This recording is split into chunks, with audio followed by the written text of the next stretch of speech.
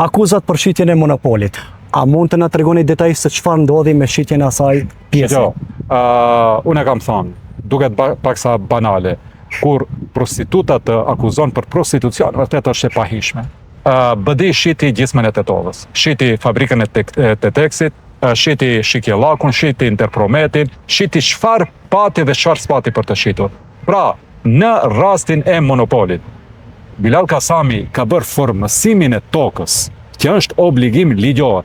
Bazën e këtij obligimi, cilën e kemi pasur si institucion, do ta gjejmë në privatizimin e asaj prone, të cilën e ka bërë BD, dhe unë i kam ata vendime. Pra, po të mos e kishte privatizuar BD atë pronë, që pastaj të formësoj tokën sipas planit urbanistik, unë nuk do kisha obligim për t'ja formësuar ato. A do të thotë se ju veç më ishit para aktit të kryer? Ne ishim para një situate që kishim, më thënë, ishte obligim ligjor, dhe kështu formësimet të tokave, parcelave ne bëjmë çdo ditë. Çdo komunë. A kishit mundësi ta parandalonit? Po jo, sepse është obligim ligjor, e drejta e siguruar është e drejtë e garantuar. Më thonë, në këtë rast, çdo parcel e cila është në pas të planit urbanistik dhe e cila një pjesë e parcelës është private, vetëm ai që ka pjesë parcelës ka të drejtë të marrë edhe parcelën shtetërore.